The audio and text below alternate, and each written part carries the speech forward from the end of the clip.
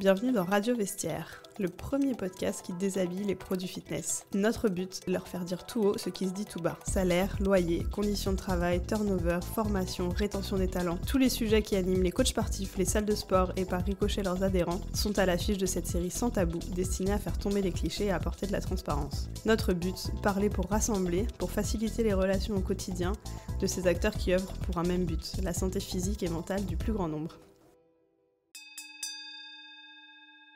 Aujourd'hui sur le podcast, j'accueille Virginie Garnier. Salut. Hello. Comment vas-tu? Je vais bien, je te remercie. Et toi? Très bien, merci. Ravie de t'accueillir sur le podcast aujourd'hui. Est-ce que tu peux rapidement te présenter et me dire ce que tu fais? Donc je m'appelle Virginie. Aujourd'hui, je bosse au sein de chez FitPro, notamment pour m'occuper en fait de l'agence Les Mills pour la partie suisse romande. Et à côté de ça aussi, donc je suis instructrice, donc je donne encore des cours dans des clubs. Donc voilà. Top. Tu donnes combien de cours à peu près par semaine? Je suis à une petite dizaine. Ok. Ouais, je suis à une petite dizaine. Ça dépend des semaines, mais un peu. Je suis ouais, une petite dizaine, un peu moins de 10. Facile. Ouais. C'est fini les semaines à les semaines à 16, 20 cours et plus, c'est fini. C'était quoi ton maximum? Je sais pas, ça doit être comme tous les instructeurs, je pense que c'est au début et ouais, j'ai dû monter je pense à 18, 20 cours semaine et puis vu que je donne que des cours bourrés d'énergie, ouais. Voilà, les fins de semaine étaient rudes. Ouais. Ok, et tu es toujours là. On parle beaucoup des coachs qui restent 3-5 ans dans le domaine. Toi, ça fait combien de temps que tu exerces? Ça fait un peu moins de 10 ans. Ok. Quand même. Top. Un peu moins de 10 ans, ouais. Comment t'as commencé? Déjà. Moi là-bas c'était une reconversion, c'était pas du tout mon job au début. Ok. Moi je bossais, j'étais déléguée pharmaceutique, donc j'étais commerciale pour un labo. Et puis marre de pas avoir de sens finalement à ce que je faisais et j'avais une grosse pratique à côté et en fait j'ai voulu basculer et faire le switch donc j'ai eu l'opportunité de le faire donc voilà, donc j'ai fait ce switch là. Tu l'as fait en une fois du jour, t'as arrêté complètement et t'as pris à 100% après un job dans le fitness? Absolument, ouais. Ok. C'était facile? C'était pas facile. Non, c'était pas facile. Moi, je l'ai fait en France en plus. Ouais. Donc c'était tout de suite des formations longues. Moi, ça a duré 2 ans. Donc, ça a été un diplôme de 2 ans. Ça a été pas facile parce que l'école était loin. Enfin, l'école était à Lyon. Moi, j'habitais à côté d'Annecy à l'époque. J'ai été stagiaire au Vitam, donc j'avais énormément de kilomètres, mais enfin j'ai envie de dire comme tous ceux qui étaient avec moi dans ma promo. Et en fait c'est des formations ou des reconversions qui sont jamais faciles de toute manière parce que ça demande beaucoup de temps. Il y a de l'investissement perso, il y a de l'investissement financier, donc c'est souvent une grosse étape quand même. C'est souvent une grosse étape. Et quand tu as commencé après à bosser, c'était un temps plein dans un club? Ouais, c'était un temps plein. C'était dans le club où j'étais stagiaire. Là où j'ai fait mes premières armes. Du coup, j'ai pu poursuivre là-bas. Et effectivement, sur un temps plein, ouais. Ok. Et où du coup, tu faisais 15-20 cours, tu disais? C'est ça à peu près, entre 15 et 20 cours, de l'encadrement sur plateau muscu, cardio et de la réception. C'était vraiment un poste hyper polyvalent. Hyper polyvalent, ouais. Comme beaucoup dans beaucoup de salles. Ouais. Et aujourd'hui du coup, tu es chez FitPro, c'est ça. L'agence Les Mills. On en parlait un petit peu tout à l'heure. Tes objectifs et tes grandes missions aujourd'hui, qu'est-ce que c'est? Alors mes grandes missions aujourd'hui, c'est de relancer un petit peu toute l'activité, forcément avec l'énorme frein qu'on a eu avec le Covid. Pour toute la partie training instructeur, on a eu beaucoup de départs d'instructeurs. Les clubs se sont retrouvés en pénurie très clairement parce que étant donné que en Suisse la plupart du temps c'est un job secondaire, quand les gens en fait ont été privés de ce job secondaire pendant plusieurs mois voire années, d'autres habitudes s'installent, puis finalement de rentrer à la maison tout de suite après le bureau c'est pas si mal, donc voilà, il y en a il y a pas mal de monde en fait qui ont réorganisé un petit peu leur planning et qui ont laissé tomber cette activité. Donc on a perdu beaucoup de monde. Et là, l'objectif pour le training, c'est de refournir en fait toute cette masse d'instructeurs pour que nos clubs en fait puissent aussi tourner. Et justement, en parlant des clubs, là, l'objectif maintenant, c'est de les aider au maximum pour pouvoir relancer un petit peu les business. Alors même si les gens reviennent dans les salles de sport, ça reste encore fragile et encore un peu compliqué. Donc on essaie d'accompagner comme on peut ces clubs-là. On accompagne aujourd'hui tout le monde, que c'est aussi bien les grandes chaînes que des clubs indépendants. C'est un accompagnement après qui est différent. Certains parlent de la formation, d'autres où on essaie de trouver des solutions plus dans le quotidien. Donc voilà, on essaie d'apporter un support en tout cas, de travailler vraiment avec une position de partenaire. Parce que vous, donc pour repréciser auprès des gens qui nous écoutent, FISPRO, vous avez 2 casquettes auprès des clubs. Vous êtes à la fois distributeur les SMILS, donc c'est vous qui leur fournissez les concepts de cours, etc., les licences. Et c'est ça. Et en même temps, vous formez les instructeurs. Exactement. En fait, il y a vraiment... il y a 2 voire 3 parties. Il y a toute la partie training instructeur, donc ça c'est formation des instructeurs. Ensuite, on a une deuxième partie un petit peu plus club, donc c'est tout ce qui est déploiement, exploitation des licences. Donc c'est pas juste distribuer de la licence, là justement en plus on essaie de remettre tous les efforts là-dessus, mais c'est d'accompagner en termes de formation. Parce que quand on fait un diplôme dans le fitness, en fait on n'est pas prêt à gérer un business en fait, tout simplement, parce que gérer un commerce. Donc c'est d'essayer de les accompagner au maximum dans cette voie-là. Et puis après pour l'agence il y a une troisième partie qui est plus tout ce qui est parti aussi aux communications, parce qu'en fait donc on doit retransmettre les valeurs de la marque, la manière de communiquer de la marque, et en même temps s'adapter à notre marché. Donc il y a des choses qu'on fait, il y a d'autres choses qu'on fait pas. Donc l'idée c'est de vraiment s'adapter au marché local. Ok. Vous êtes le seul distributeur en Suisse? Oui. Ça marche. Donc vous distribuez aussi en Suisse allemande? Alors ça c'est une autre agence, c'est pas nous, c'est l'agence, c'est SAFS qui fait ça. Mais il y a donc du coup une autre agence pour la Suisse allemande. Ouais, et ça marche. Vos challenges aujourd'hui, on peut peut-être prendre déjà la partie club, et puis après on parlera de la partie instructeur. Sur la partie club, les challenges, les difficultés que vous rencontrez, et au contraire aussi les choses qui marchent bien, c'est quoi en ce moment?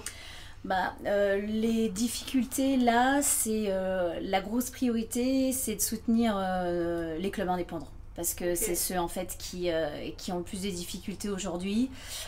Donc on essaie vraiment de les accompagner. C'est ce que je disais dans la partie management commercial, la partie management au niveau des équipes, d'essayer nous d'apporter un peu notre expertise. Alors pour ça il faut aussi que les indépendants nous laissent un petit peu faire, ce qui est des fois pas évident, mais ce que je comprends aussi. Et après, pour les plus gros, entre guillemets, là, on est plus en support formation pour pouvoir, du coup, on a beaucoup travaillé, par exemple, sur des clés comme le planning, la proposition faite de l'offre. Et là, il commence à avoir des questions un peu plus de management au niveau du personnel aussi. Ok.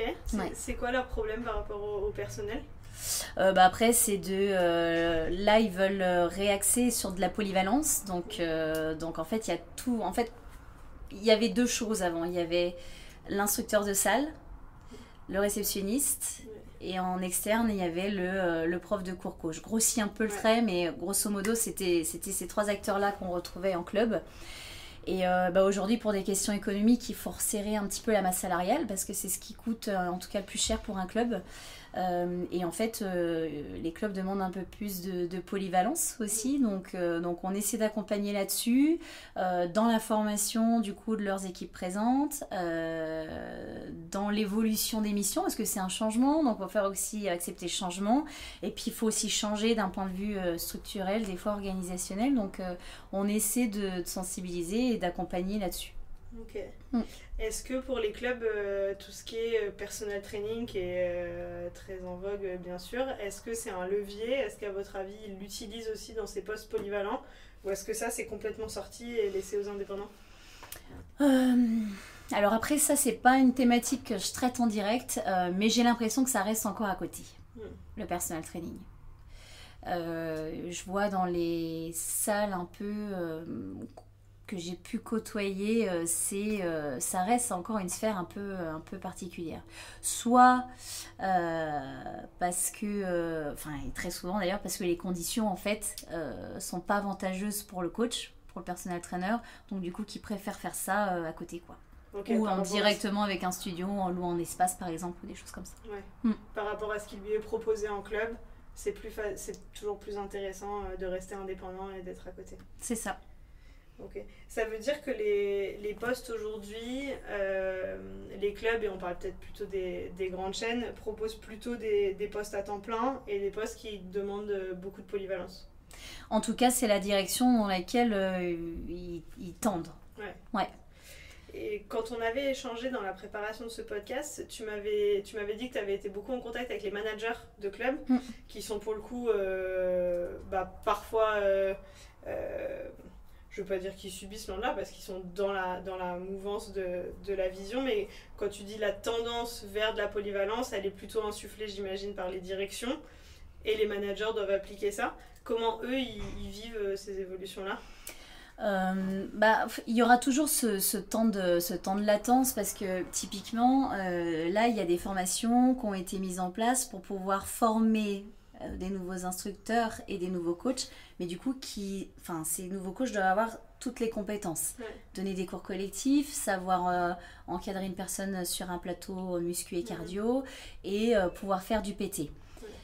Il faut du temps déjà pour pouvoir former ces gens. Donc là, on arrive dans un espèce de creux parce qu'il faut du temps pour pouvoir les former.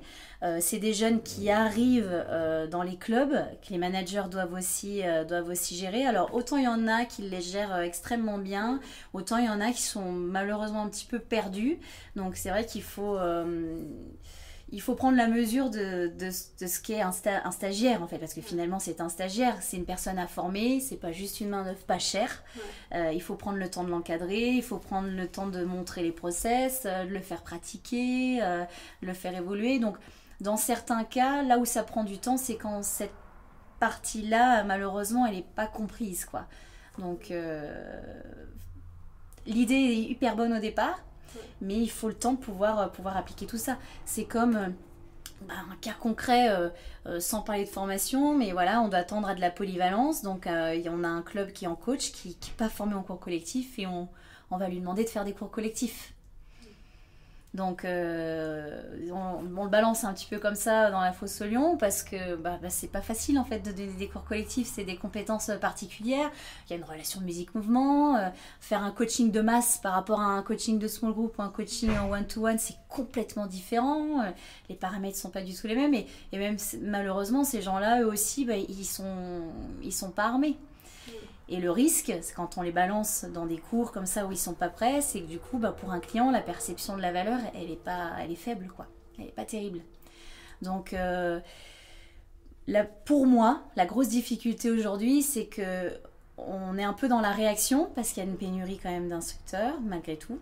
Et du coup, en fait, on essaie de bricoler un peu avec ce qu'on a et en fait, c'est pas les bons leviers, quoi. Et est-ce que vous arrivez à avoir assez de personnes déjà qui souhaitent se former ? Ouais. Alors, aussi bien on a des instructeurs qui ont arrêté, autant il y en a d'autres aussi qui ont remis. Le Covid, j'ai la sensation que il y a beaucoup de gens en fait qui ont remis en cause plein de choses dans leur vie. Ouais. Et en fait, on a eu énormément de réorientation professionnelle. Donc, du coup, il y a beaucoup de gens qui se sont formés. Alors, il y en a beaucoup en personal training. On en a aussi en groupe training. Donc, on était dans un creux. Là, pour les instructeurs, c'est en train de remonter. Je prends par exemple pour les instructeurs Les Smith, on a retrouvé 86% du nombre d'instructeurs qu'on avait avant le Covid. Okay. Et je parle d'instructeurs actifs. Donc, c'est des instructeurs qui sont sur le marché et qui travaillent. Tu veux dire, comment vous arrivez à les estimer, ça, par rapport au club, aux chiffres qu'il y a dans vos clubs ? Non, alors... Je vais rentrer dans la mécanique pour que je sois assez claire. Chez Les Smith, en fait, pour pouvoir travailler, il faut que chaque instructeur commande des kits digitaux. Ouais. Et en fait, c'est ces instructeurs qui, tous les 3 mois, s'ils commandent des kits digitaux, c'est que très potentiellement, en fait, ils s'en servent et ils l'utilisent en club. Donc en fait, c'est ce nombre-là qu'on prend comme instructeur actif. Parce qu'on a des gens, par exemple, qui se sont formés chez Les Smiths et qui ne sont pas actifs parce qu'ils ont arrêté, parce qu'il y a un stand-by pour X ou Y raison. Donc ces gens-là, en fait, ils sortent finalement de nos chiffres pour toujours ou pendant un temps. En tout cas, tant qu'ils ont parvenu dans le marché via ces kits digitaux. Et du coup, là, on a vraiment que le chiffre des instructeurs qui exploitent les contenus Les Smiths dans les clubs. À titre d'information, en Suisse romande, vous en avez combien d'instructeurs actifs? Là, on est retourné un petit peu moins de 300 instructeurs actifs. Ok. Ouais. Pour combien de clubs, à peu près On est un peu moins de 140 clubs sous licence. Ok. Ce qui veut dire, si on fait une grosse moyenne, à peu près 2 instructeurs par club, sachant que les instructeurs sont rarement à temps plein, mais quand même, c'est pas énorme, 2 instructeurs par club, quand on voit le nombre de cours collectifs qu'il faut assumer. Ben, aujourd'hui, c'est ça en fait, c'est que... alors déjà, les instructeurs sont très volatiles d'un club à un autre. Et en fait, on a finalement... alors, c'est pas une donnée que j'aurais chiffrée précisément et ce serait intéressant de l'avoir, mais le nombre de cours en moyenne par semaine d'un instructeur. Ouais. Je pense que ce nombre-là, finalement, il est... en moyenne, il doit être finalement assez élevé, en fait. Ça peut être très intéressant de le connaître, effectivement. Et on a fait passer justement, après le dernier podcast qu'on a fait avec Anaïs, qui est instructrice aussi depuis longtemps. Coucou Anaïs, si tu nous écoutes. Son podcast a fait un buzz pas possible et on va parler après des coachs parce que je crois que les coachs avaient beaucoup de choses à dire sur pas mal de sujets. Mais elle a fait passer aussi un sondage sur toutes les choses qu'ils ont à dire. Et c'est vrai que dans ce sondage, on pourrait effectivement leur demander... le nombre d'heures. En tout cas, quand Anaïs m'a donné son nombre d'heures, et je me souviens plus combien c'était, après 17 ans, elle donnait encore beaucoup de cours co, il me semble, par semaine. Ouais. Donc c'est assez impressionnant. C'est vraiment un job de passion, toujours. Bah, les conditions font que... Les conditions de travail de ce job-là font que si t'es pas animé par une passion, ça se dégrade. T'es en horaire décalé, tu bosses quand les gens ne bossent pas. Tôt le matin, à la pause du midi, tard le soir. Ça demande énormément de boulot à côté. Alors moi, je parle par exemple des cours Les Smiths, mais on reçoit un kit digital, ok. Mais la choré, il faut l'apprendre. Le coaching, faut le créer aussi. C'est un énorme investissement, un énorme investissement personnel. Et en fait, si t'as pas cette passion-là, bah, ça s'effrite. C'est pour ça qu'il y a très peu de monde. En fait, les instructeurs dont tu en parlais au tout début, en fait, c'est rare. Ouais, si, ça devient rare de trouver des instructeurs où ça fait presque 10 ans qu'ils font ça, quoi. Tu parlais d'énormément d'investissements et justement ça va nous faire une très belle transition. Tu penses qu'aujourd'hui il est reconnu cet investissement? Reconnu par qui? Par les clubs? Par les clubs. En fait, je pense que il y a un énorme fossé. On en avait discuté un petit peu avant entre les managers de clubs et les instructeurs. Et personne n'a tort, personne n'a raison. Je pense qu'en fait, c'est juste une méconnaissance de ce que doit gérer un manager de club et la méconnaissance de l'implication que doit avoir un instructeur de cours collectif. Souvent, j'entends les managers de club, c'est une choré à apprendre et tout, c'est bon, ça prend pas 100 ans. Non, mais ça prend du temps en fait. Ça prend du temps et si c'était juste recracher un cours, et ben en fait, tous les cours seraient remplis. Et c'est pas le cas. Il y a des cours qui fonctionnent très bien, d'autres qui fonctionnent pas. Donc c'est qu'à un moment donné, on a la même choré, on a la même musique. C'est qu'il y a autre chose en fait qui fait la différence finalement. Donc du coup, les managers des fois se rendent pas compte effectivement de cet investissement personnel que c'est de bosser les cours en amont. Ok. Voilà. Et à l'inverse, les instructeurs ne se rendent pas compte de la complexité que c'est de gérer un club aujourd'hui. Et aujourd'hui, pour moi, c'est un manque de communication et d'intégration qui est terrible. Le prof de cours collectif, il arrive, il vient, il fait son cours, il se casse. Et ça, c'est une réalité en fait. Pour avoir revu beaucoup de managers depuis le début de l'année, par la casse formation, en fait, la grosse problématique, la vision qu'ont les managers d'un instructeur, c'est ça. Je viens, je prends mon micro, je fais mon cours et je me casse. Et en fait, malheureusement, soit parce qu'ils sont pressés par le temps, j'ai un autre cours dans 20 minutes à tel endroit, ou soit aussi parce que des fois ils n'ont pas forcément été intégrés, mais en fait il y a pas ce lien avec le club. Donc du coup les instructeurs prennent peu le temps des fois de faire connaissance avec la personne qui est à la réception, de discuter avec les gens. Alors des fois ils vont discuter avec les gens dans leur cours, mais pas avec les gens qui sont autour, de ne pas discuter avec les autres coachs, de ne pas s'intéresser s'il y a une actualité dans le club, s'il y a un événement particulier, voilà. Et en fait, du coup, l'instructeur se mêle assez peu finalement de la vie du club. Et en fait, c'est très souvent ce que les managers font remonter, c'est qu'en fait, il n'y a pas d'implication, quoi. Et à l'inverse,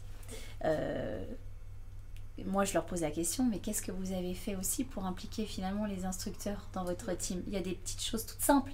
Un groupe WhatsApp, pensez à parler de telle chose cette semaine, les frais que remontent, c'est cool. Juste de sentir qu'ils sont intégrés dans un team, c'est hyper important en fait. C'est un sentiment d'appartenance. Hein. Et du coup, c'est hyper important. Et puis les instructeurs, à l'inverse, se rendent pas compte que... le manager, il n'a pas juste besoin d'un prof qui vient, il a besoin d'un prof qui draine du monde, qui crée un sentiment de motivation, de fidélisation avec les gens. Voilà, donc ils arrivent encore pas, ces deux entités qui arrivent encore pas bien à communiquer et à mutualiser leurs efforts, parce qu'en fait, on veut tous la même chose, hein. On veut tous retrouver du monde dans les cours, on veut tous se dire que tout va bien, les gens ont la banane, que le manager soit content, que l'instructeur soit content, que la participante ou le participant soit content. On veut finalement tous la même chose, mais en fait, on n'arrive pas encore à mutualiser les efforts. C'est bien parce que tu viens de reprendre exactement le jingle de Radio Vestiaire, donc notre podcast, et qui dit que notre but, c'est de rapprocher effectivement ces gens qui ont un but commun, au final. Le but des clubs et le but des coachs, c'est effectivement d'avoir du monde et puis la santé aussi du plus grand nombre. Est-ce que, donc on parlait justement de ce lien qui n'existe pas, qui est probablement critiqué des deux côtés comme étant de la faute de l'autre, peut-être. Est-ce que toi tu le sens comme une demande, que ce soit aussi bien au niveau des managers qu'au niveau des instructeurs? Il y a de la demande pour un lien? Oui.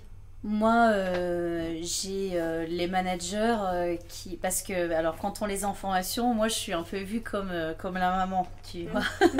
Donc on vient me taper moi sur les dents en disant oui, mais bon, ils viennent, ils se cassent, voilà. Et du coup, en fait, ils ont envie que ça évolue.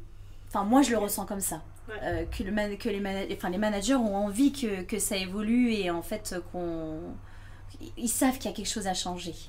Après, c'est souvent des clés qu'ils n'ont pas. Donc nous, ça va être le sujet d'une prochaine formation de notre côté, mais du coup de créer de la cohésion en fait et de manager un team, parce qu'en fait il y a des fixes, des personnes en fixe, mais les auxiliaires, il faut aussi les manager en fait. Donc c'est d'apporter les clés de formation par rapport à ça. Et même au niveau des instructeurs, ce sera très prochainement notre sujet de session générale en septembre en tout cas. C'est en fait il faut qu'eux aussi aient la volonté de s'intégrer dans ce team-là. En fait, ils ont une relation avec les participants, ça c'est ok. Ouais. Ils travaillent beaucoup là-dessus, mais il faut qu'ils comprennent aussi qu'ils doivent avoir une relation avec le club. Et en fait, ça va leur servir d'avoir cette relation avec le club. Parce que si j'ai sympathisé avec la personne de la réception, c'est potentiellement celle qui, s'il est short au niveau timing, va préparer un peu sa salle. Alors, je t'ai mis de la musique et je t'ai mis une lumière. Ou qui va rendre service, ou quand il va être dans un rendez-vous avec un client, lui dire tu devrais essayer tel cours avec telle personne. En fait, il y a tout à gagner à bosser tous ensemble. Est-ce que un instructeur va être intéressé en fonction du nombre de personnes qu'il a à son cours? Non, non, aujourd'hui, il n'y a pas de... Enfin, à ma connaissance, il n'y a pas un variable à la fin du mois parce que tu as rempli tant tes cours. Par contre, dans certains clubs, ils commencent à avoir de la reconnaissance vis-à-vis de ça. Okay. Donc c'est moins une reconnaissance financière, mais ça va être peut-être un peu plus de souplesse sur quelque chose, ou ça va être d'envoyer plus facilement en formation à un autre moment, ou d'accéder à des missions, à des responsabilités qui sont un petit peu différentes. Ouais, quels sont à ton sens justement peut-être ces leviers-là et peut-être d'autres, les leviers justement pour motiver des instructeurs qui pourraient se dire bon bah finalement que j'ai 5 ou 15 personnes, je vais gagner pareil. Les gros leviers, la partie financière, je pense que ce sera toujours quelque chose de compliqué. Après, pourquoi pas, hein. Il existe des entretiens annuels qui normalement doivent être mis en place, mais de mettre un entretien annuel, c'est aussi intéressant parce que déjà on prend le feedback de l'instructeur et puis nous, ça permet de faire un bilan et puis ça permet de voir quelles sont les aspirations de chacun. Donc effectivement, si il y a une négociation de salaire qui doit se faire, elle peut se faire à ce moment-là, faire le bilan de l'année, voir où on en est.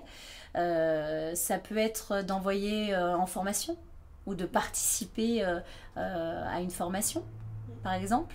Ça, on voit beaucoup plus chez les indépendants.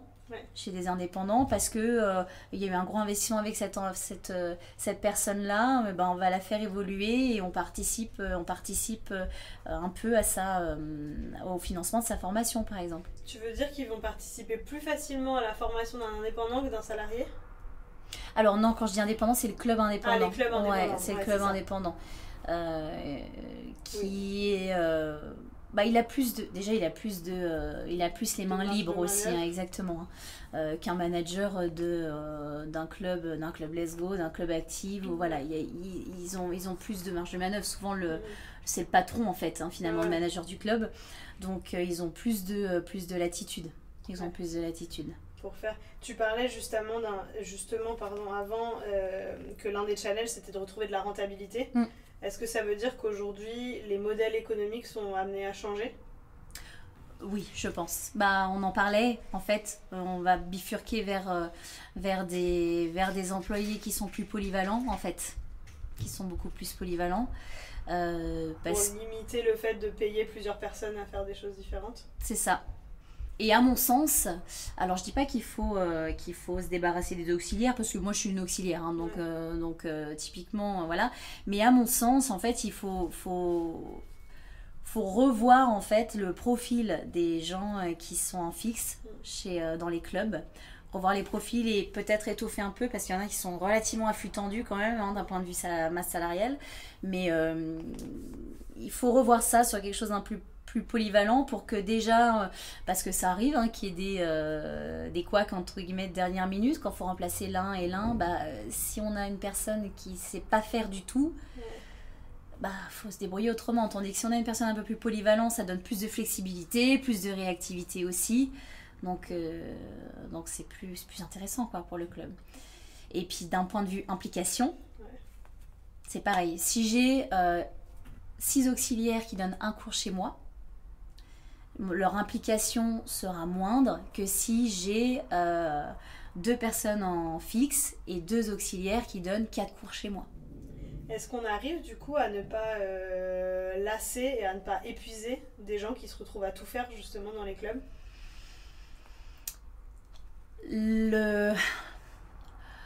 Souvent, malheureusement, les gens qui sont dans les clubs, ils ont après tout le côté ingrat du travail, du job.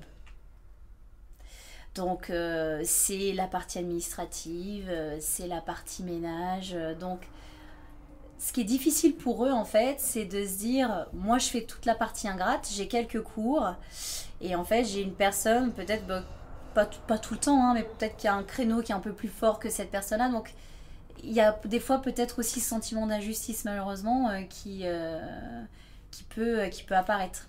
Qu'est-ce qui pourrait justement revaloriser ces postes polyvalents qui n'ont pas très bonne presse aujourd'hui et qui pourtant, comme tu le dis, sont l'avenir?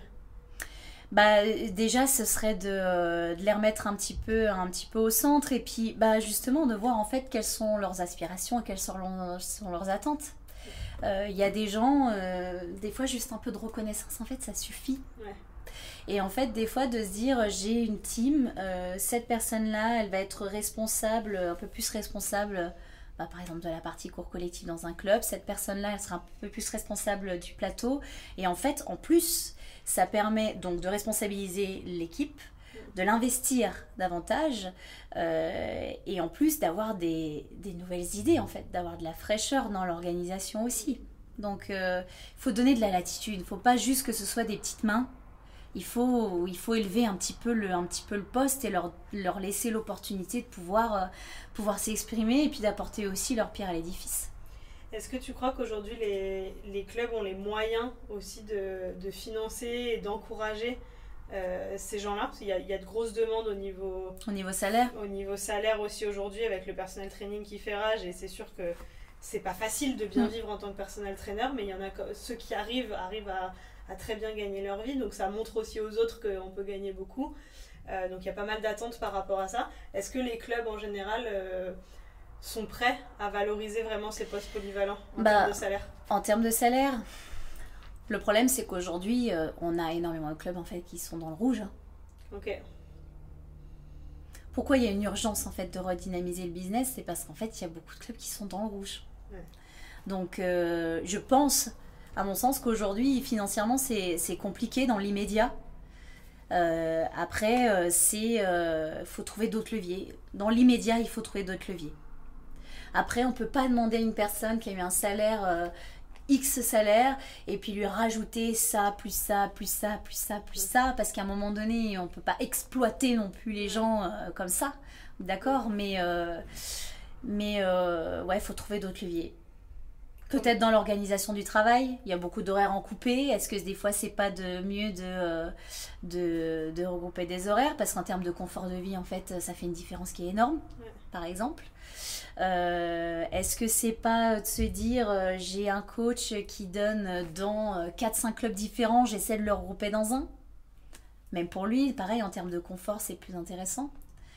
Donc, voilà. Après, chaque club a ses problématiques, mais il faut trouver un levier pour pouvoir réengager et puis récompenser les gens qui se donnent la peine, quoi. Qui s'investissent. Ouais. Et leur montrer peut-être que le salariat peut aussi être un avantage versus le fait d'être indépendant. Aujourd'hui, j'imagine que les gens qui rentrent chez FISPRO, vous leur demandez un peu quelles sont leurs aspirations. Dans les sorties de formation, et on peut parler peut-être même que des cours co, si on parle même pas des personnel trainers, la répartition entre ceux qui veulent bosser en salle et ceux qui veulent être indépendants, c'est quoi? Quand tu dis indépendant, c'est plutôt auxiliaire, c'est ça? Alors, statut d'indépendant, ouais. Donc du coup, finissent auxiliaire. Parce qu'après, tu as des auxiliaires salariés. Par exemple, moi, c'est mon cas où en fait, je viens juste donner mes cours, mais j'ai pas mon entreprise en nom propre. Voilà. Ok, c'est encore un entre-deux. Ouais. Donc, et il y a beaucoup de gens, je pense, dans mon cas, dans le cas où je suis. La plupart des gens aujourd'hui qui sortent de cours collectifs veulent donner des cours à côté d'un job. Ok. On en a très peu en fait qui veulent rentrer dans un fitness et avoir quelque chose de polyvalent. Pas tous, hein, mais la plus grosse partie en fait veulent faire ça à côté. Ils justifient ça comment? C'est une passion. Ils veulent garder leur travail actuel pour le côté financier. Et ils veulent avoir des cours pour le côté passion. Ça vient complexifier encore plus la recherche de personnes à temps plein polyvalentes dans les clubs. Ouais. Mais parce qu'aujourd'hui, depuis des années, ça fonctionne comme ça en Suisse. Ça fonctionne comme ça. Et là, peut-être qu'avec... c'est un changement qui prend du temps aussi, hein. Mais voilà, après il faut voir dans les prochains mois et dans les prochaines années comment va évoluer le marché. Mais en tout cas, il y a quelque chose qui s'amorce. Ça, c'est indéniable. Est-ce que tu penses que le personal training, pourquoi pas intégré, peut être une solution pour pouvoir augmenter les salaires? ça peut être une solution. Après, c'est dans comment il va être organisé. Est-ce qu'il va faire ça sur son temps de travail? Parce que dans ce cas-là, il y a 1 heure quand même qui est payée par l'entreprise pour que lui fasse du personal training. Quelle partie va être reversée à la salle? Voilà, c'est toute une organisation. Après, ça existe des systèmes un petit peu, entre guillemets, un petit peu hybrides. Il y a des salles qui protègent en fait le personal training à leurs employés, ça existe. Et en fait, le prix de vente reste le même, mais tu fais ça en dehors de tes heures, tu gagnes tant dessus. Tu fais ça sur tes heures, tu gagnes tant dessus.